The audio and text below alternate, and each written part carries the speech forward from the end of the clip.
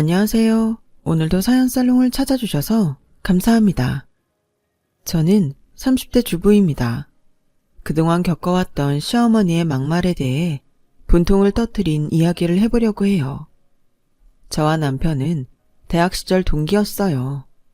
저희는 지방의 국립대학에서 같은 학과를 다니며 졸업했어요. 하지만 저희가 사귀게 된 것은 그로부터 한참 뒤인 대학에 입학해 처음 만난 지 9년 만의 일이었어요. 당시 저는 서울에서 자취를 하며 두 번째 회사에 다니고 있었고 남편은 폴란드에서 직장 생활을 하다가 한국 지사로 옮겼어요. 한국에 다시 온 기념으로 몇 년 만에 대학 동기 모임에 참석한 남편은 저를 다시 보고는 적극적으로 대시를 했었죠. 그때 저는 매일 밤 10시, 11시까지 이어지는 야근에 지쳐 있었는데 몇 번의 연애가 실패로 끝나 의기소침한 상태였었죠. 그래서인지 말 잘 통하던 편한 대학 동기의 관심이 싫지 않았습니다. 그렇게 저희는 사귀는 사이가 되어 퇴근 후 맥주 한 캔 마시고 야경이 반짝이는 낙산공원 성곽길이며 창경궁을 거닐고 다녔었죠. 그와 함께 걷는 따뜻한 봄날의 벚꽃이 휘날리는 여의도 한강공원은 여느 때와 다르게 느껴졌어요. 저는 자주 그에게 전화를 걸어 회사 생활의 고초를 토로했고 그가 서울로 올라와 데이트하는 주말을 기다리게 되었어요. 그렇게 관계를 이어가게 되던 중 그를 통해 그의 어머니가 저를 보고 싶어 하신다는 이야기를 듣게 되었어요. 우리 엄마는 절대 간섭 안 하는 분이야. 나 부산에서 대학 다니는 7, 8년 동안 우리 엄마 한 번도 안 오셨어. 반찬 한 번 보내준 적도 없다니까. 나중에 결혼해서 아이 낳아 데려다 놓으면 다 키워주실걸? 저를 한번 만나고 싶어 하시는 어머니를 두고 제가 걱정스러워하자 그가 저에게 자신의 어머니는 쿨한 분이시니 걱정 안 해도 된다는 식으로 했던 말이었어요. 이전에 연애에서 전 남친들의 어머니는 여자친구인 저를 한번 만나보시고는 아직 결혼할 사이도 아닌데 마치 며느리 대하듯 하셔서 부담스러웠던 기억들이 있었거든요. 20대 초반에 사귀던 전 남자친구의 부모님은 누나 결혼식 같은 집안 행사에 저를 불러댔고 툭하면 그 사람의 아버지에게서 온 전화를 받아야만 했었으니까요. 하지만 이번에는 사정이 달랐어요. 남자친구는 폴란드에서 혼자 지낸 몇 년이 얼마나 외로웠는지를 이야기하며 저와 결혼하고 싶다는 뜻을 비춰오더라고요. 저 역시 30을 목전에 둔 내 나이를 약간 의식하던 중이었어요. 내심 이 만남이 결혼은 의미하는 것이라고 생각했던 것 같아요. 그가 자신의 어머니에 대해 한 말이 있으니까 인사를 나누더라도 큰 부담은 없을 것이라 어느 정도 안심도 했었으니까요. 제 직장에서 가까운 강남 번화가 골목에 한 항정식집에서 지금의 시어머니와 처음 인사를 나누었어요. 첫인상은 조금 무서웠지만 말수도 많지 않고 시종일관 웃으며 저를 대하시기에 어려운 자리라는 긴장감이 조금 줄어들더군요. 기분 좋게 첫인사를 마치고 어둑한 길거리로 나섰을 때 어머니가 슬그머니 내 팔짱을 끼셨어요. 친정 엄마와도 팔짱을 끼고 걸은 적이 없을 만큼 무뚝뚝했던 저는 놀라서 그 팔을 뿌리치고 싶었지만 차마 그럴 수 없었어요. 그리고 이날 이후 남자친구를 만날 때마다 수시로 걸려오던 어머니의 전화는 눈에 띄게 줄어들었어요. 어쩌면 이때 시어머니와 저는 딸 같은 며느리와 쿨한 시어머니라는 허황된 꿈과 희망을 엿보았던 것은 아닐까요? 그리고 그 꿈들이 그저 환상이라는 것을 알았을 때는 전쟁의 시작이었죠. 결혼 당시 남편과 저는 직장 생활을 한 지 얼마 되지 않아 결혼을 하게 되어서 서로 모아둔 것이 별로 없었어요. 저희는 거창하게 시작하지 말고 원룸 월세라도 괜찮으니 하나씩 하나씩 시작하자고 서로 합의했었어요. 그런데 남편이 결혼한 지 얼마 되지 않아 직장 상사와 트러블이 생겼고 연고지가 전혀 없는 곳에 정근을 가게 되었어요. 남편은 이직 준비를 하겠다며 결국 회사를 퇴사했어요. 그리고 저도 결혼과 동시에 임신을 하게 되어 곧 있으면 휴직해야 할 처지였죠. 저희는 얼마가 모아놓은 돈으로 일단 버티고 남편은 최대한 빠른 시일 내에 다른 회사에 이직하려 했으나 쉽지 않았습니다. 그때 시어머니께서 이런 상황이 많이 답답하셨는지 먼저 제안해 주셨어요. 취직 준비하는 동안 생활비하고 집 지원해 줄 테니 대전으로 내려와라. 대전이면 시댁이 있는 곳이었어요. 저는 별로 내키지 않았어요. 어머니, 저희 아직 모아놓은 돈도 있고 저 아직 일 다니고 있어요. 그리고 원래 급여만큼은 아니지만 육아휴직해도 돈 나오긴 나와요. 굳이 그렇게까지 해주실 필요는. 참 철없는 소리 한다.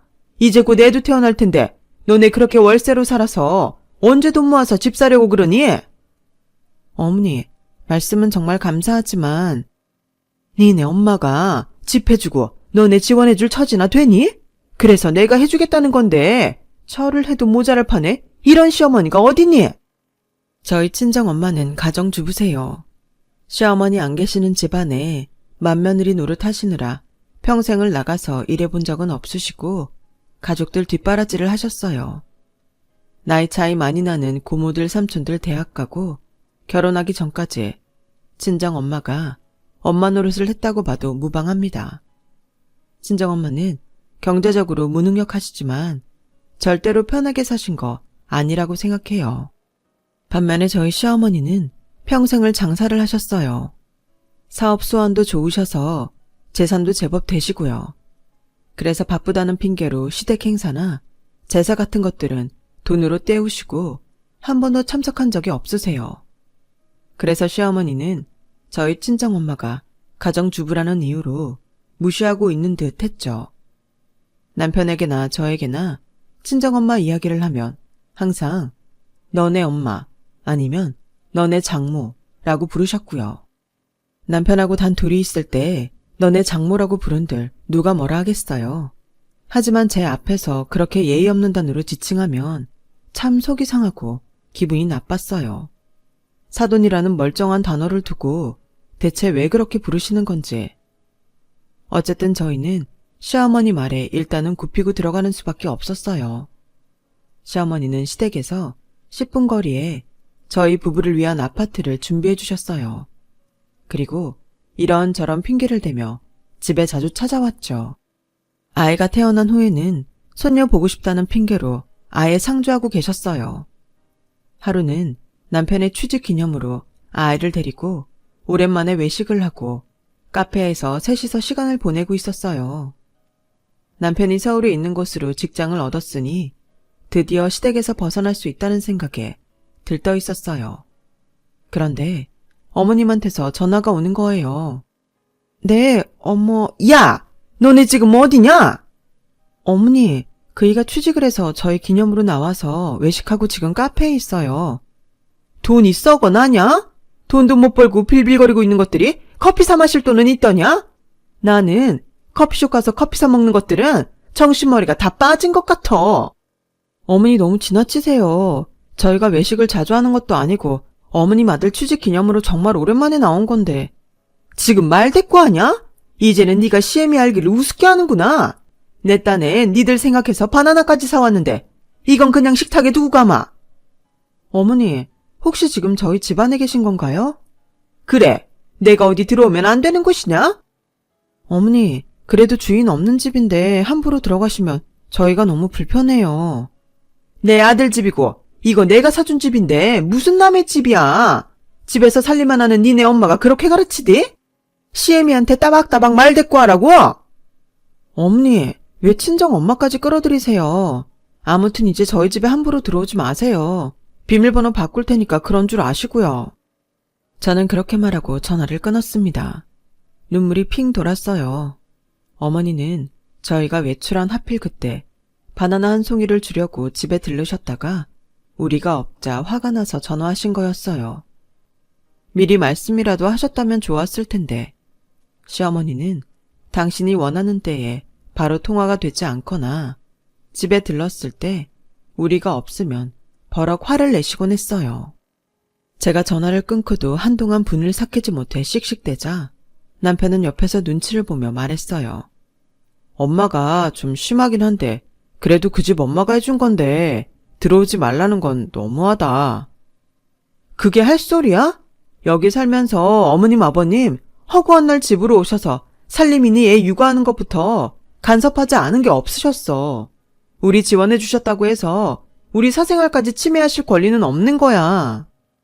전 이제 집 비밀번호를 사이에 둔 시어머님과의 전쟁을 대비하고 있었지만 다행스럽게도 남편의 서울 발령이 확정되면서 저희는 자연스레 시댁에서 멀어졌어요. 하지만 어머님의 연락에서는 벗어날 수 없었어요. 하루에 2번은 안부 전화를 꼭 드려야 했고 일주일에 2번, 저녁 때는 손녀가 잘 자라고 있는지 확인하는 영상통화를 해야 했어요. 거리는 멀어졌지만 시어머님한테서 완전히 벗어나지는 못한 거죠.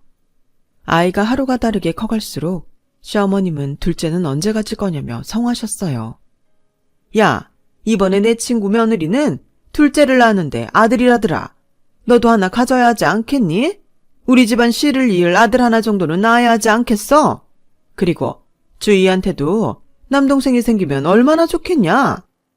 어머니, 저 주희 가졌을 때 입덧 때문에 고생 심하게 한 거 아시잖아요. 그리고 조선시대도 아니고 요즘 누가 아들 타령을 해요. 그리고 아직 그이하고도 둘째는 계획하지 않았어요. 무슨 계획으로 애를 낳냐? 애는 하늘이 점지해주는 거야. 야, 그리고 내가 이번에 첨깨를 봤는데 너 둘째 안 낳으면 남편이 밖에서 둘째를 만들어 올 거란다. 넌 그러면 좋겠냐?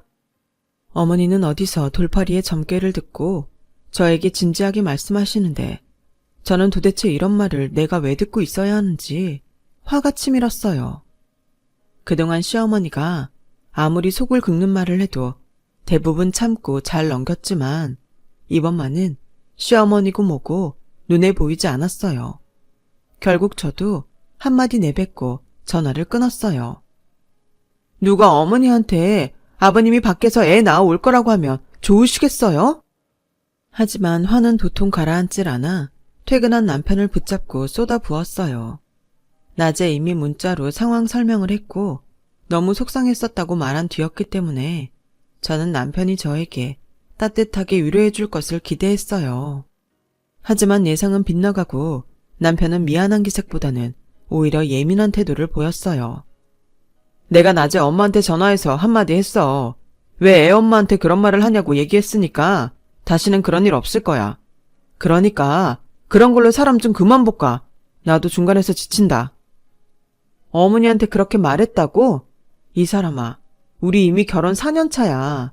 내가 어머니하고 갈등 생길 때마다 줄기차게 부탁했던 그 한 가지를 아직도 이해 못하겠어? 그럼 나보고 뭘 어떡하란 말이야. 내가 화나는 걸 나 대신해서 어머니한테 큰소리치고 화내는 게 해결법이 되지 않는다고 얘기했잖아. 그건 오히려 갈등을 더 크게 만드는 것뿐이라고. 저는 그 이후로 시어머니한테 제대로 찍혔습니다. 아들하고 엄마 사이를 이간질하는 며느리로 말이에요. 하지만 별다른 부름이 없으셨어요. 저에게 연락을 하는 횟수도 줄고 대전에 언제 내려올 거냐 이런 잔소리도 없으시길래 저는 그렇게 조용히 넘어가나 했죠. 하지만 시어머니는 벼르고 계셨던 거였어요. 11월, 한 해의 끝을 향해 달려가고 있을 때 시어머니께서 연락을 하셨어요. 니네 시아버지 농장에 배추를 심어 수확을 앞두고 있는데 내려와서 좀 도와라. 어머니, 그이 김치 안 먹는 거 아시잖아요. 걔가 김치를 왜 안 먹니? 김치를 얼마나 좋아하는데. 어머니, 결혼 생활 4년 동안 그이 한 번도 김치 찾은 적 없어요. 그거야 네가 안 해주니까 안 찾은 거지. 우리 집에 있을 땐 잘 먹었다. 와서 김장 좀 하고 김치 좀 가져가. 물론 나는 한 번도 안 해본 사람이니 네가 해봐라. 네? 그게 무슨 말씀이세요? 말씀드렸듯이 시어머니는 한평생 장사만 하셨기 때문에 집안일이나 명절 행사는 참가하신 적이 없으신 분이세요. 당연히 김치를 담궈본 적도 없으세요. 남편이 항상 김치를 사 먹거나 그마저도 없었다는 이야기를 들은 적이 있는데 시어머니가 저렇게 말씀하시니 너무 어이가 없었어요. 내가 집에서 일하는 한가한 사람이냐? 당연히 네가 해야지. 걱정하지 마라. 어차피 번거로운 건 나하고 네 시아버지가 다 해놨어. 넌 소금물에 배추 절이고 김장만 하면 돼. 어머니, 저도 김장 한 번도 해본 적이 없어요. 그래? 넌 여태 그런 것도 안 배우고 뭐 했니? 그럼 니네 엄마한테 물어보면서 하면 되겠네. 어머니는 그렇게 막무가내로 말씀하시고는 전화를 끊으셨어요. 이거 복수하는 건가? 내가 뭘 그렇게 잘못했나? 저는 무시하려고 했지만 남편이 전화가 와서 한 번만 가서 해달라고 사정을 하더라고요. 사실 저희는 남편의 재취업과 동시에 서울로 이사 오긴 했지만 집이 시어머니가 도와준 것이어서 사실상 시어머니한테서 완전히 벗어난 것은 아니었어요. 결국 저에게 선택권은 없었던 것이었습니다. 시어머니한테 찍힌 것을 만회해보자, 까짓것 한번 잘해보자 하는 심정으로 대전으로 내려갔죠. 하지만 그것은 저의 오산이었어요. 끝도 없는 배추를 마당에서 다듬는 수고는 두 분이 해놓으셨지만 저는 시린 손 호호 불어가며 소금물에 배추를 절여야 했어요. 속도가 느려지니 장사하시다가 중간에 밥을 먹으러 집으로 들리신 시어머니가 한 말씀 하시더군요. 야, 그 속도로 언제 다 하냐? 아주 세워라 내워라. 어머니, 배추 양도 너무 많고 손도 너무 시려요. 그리고 저도 김장은 처음이에요. 좀 도와주세요. 예, 나랑 네 시아비는 사업하느라 바쁜 사람들이다. 배추 다듬고 손질했으면 됐지? 뭘 더 바라니? 아, 그래. 니네 엄마한테 가서 해달라고 하면 되겠네. 집에 계시니 한가하실 거고 또 너하고 네 남편이 먹을 건데 맛있게 하는 게 좋지 않겠냐? 불똥이 애먼대로 튀어버렸죠.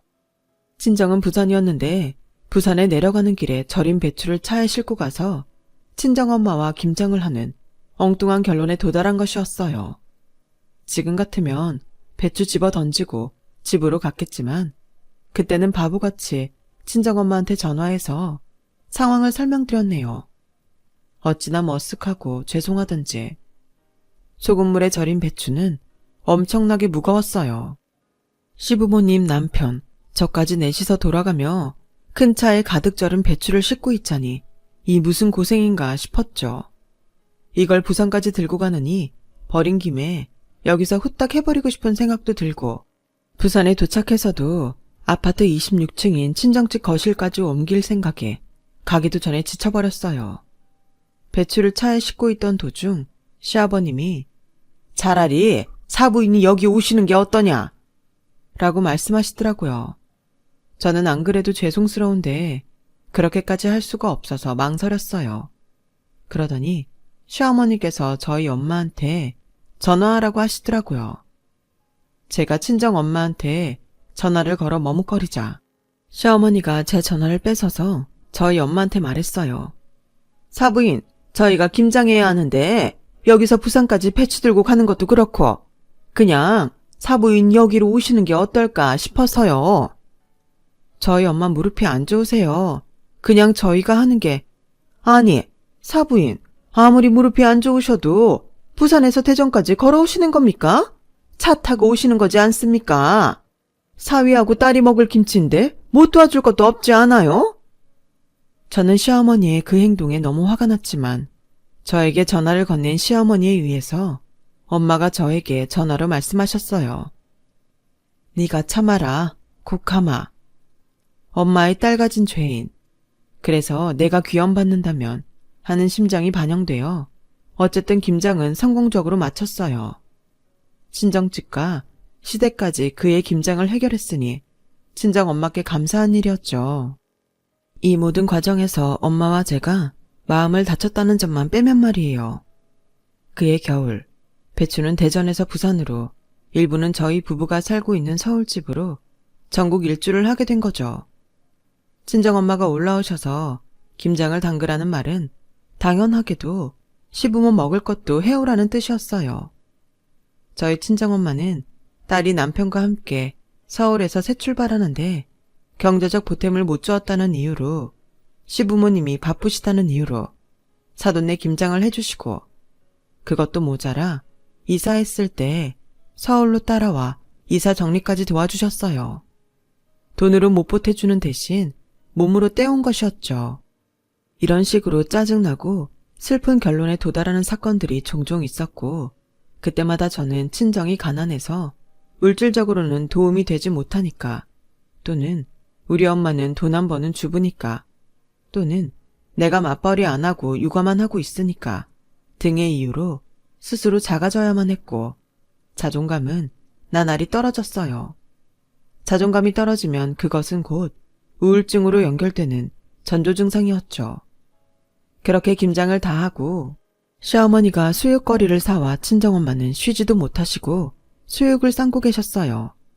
거기다 대고 시어머니가 하는 말들은 제 마음속에 화로 점점 쌓여만 갔습니다.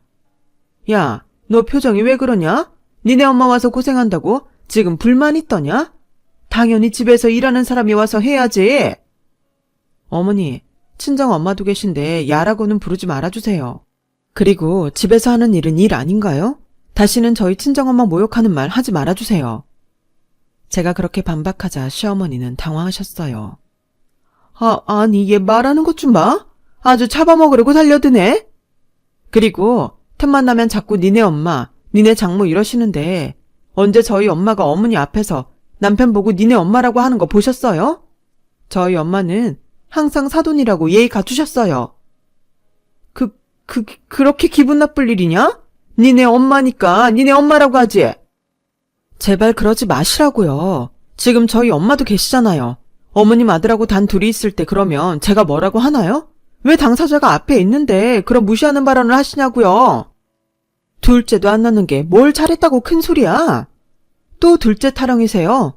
그게 싫었으면 너도 쌍둥이 낳든가 아니면 씨바지라도 들여서 둘째를 만들던가. 여기서 갑자기 쌍둥이가 왜 나오냐면 시어머니 친구분 며느리 중에 아들 하나 딸 하나 이란성 쌍둥이를 낳으신 분이 계신데 평소에 어머니가 참 부러워하며 저와 비교를 하곤 했습니다. 시어머니의 말을 듣자 순간적으로 서름이 폭발하듯 밀려들었고 나도 모르게 꼭지가 확 돌아버려서 옆에서 친정엄마하고 남편이 말리든 말든 마구 소리를 질러버렸어요. 어머니, 그러는 어머니는 왜 아들 하나만 낳으셨어요? 어머니도 쌍둥이 못 낳아놓고 왜 저한테 뭐라고 하시는 거예요? 그러는 어머니도 씨바지 써서라도 둘째 보셨어야죠. 전 둘째 낳을 생각 하나도 없어요. 어떻게 어머니는 같은 여자로서 그런 말씀을 하실 수 있어요? 옆에서 듣고 있던 남편도 화가 머리끝까지 났는지 진짜 엄마 때문에 아들 이혼하는 걸 보고 싶어? 라고 고래고래 소리를 질렀어요. 저 말하는 꼴들 좀 봐.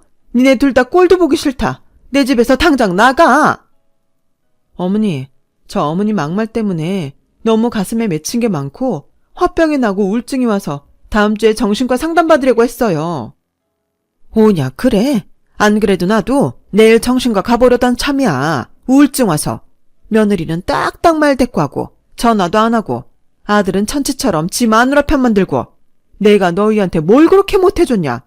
밤낮으로 허리 한번 못 펴고 이래서 너희들 다 주려고 그러는 거지. 어머니, 제가 언제 전화를 안 했어요. 매일 2번 저희 친정엄마한테도 안 하는 안부전화 어머니한테 꼬박 드렸고요. 저녁에는 손녀 보여준다고 영상통화까지 하던 사람이에요, 제가. 너 같은 며느리는 애초에 드리는 게 아니었어. 집에 여자가 잘 들어와야 하는데 망했다. 인연이 착한 내 아들 뺏어갔네. 어머니, 제가 뺏어간 게 아니에요. 어머니 아들이 저를 택한 거라고요. 원하시면 언제든 제 남편이 아니라 어머니의 아들로 돌려드리겠어요. 하지만 명심하세요. 그건 아들이 불행해지길 바라시는 게 될 거예요. 저는 그렇게 말하고 친정엄마를 데리고 시댁을 나왔어요. 남편도 시어머니의 막말에 질렸다는 듯이 망설임 없이 저를 따라 나왔습니다. 그리고 시부모님 전화번호는 차단했어요. 제가 그 난리를 치고 나왔으니 시어머니도 저희에게 연락을 하지 않으셨어요. 그렇게 2년이라는 시간이 흐르고 저희 친정 부모님이 사시던 집이 재개발되면서 그 집을 팔게 되어 20억이 넘는 돈을 받게 되었어요. 그동안 고생만 하신 저희 친정엄마께는 정말 잘된 일이었어요.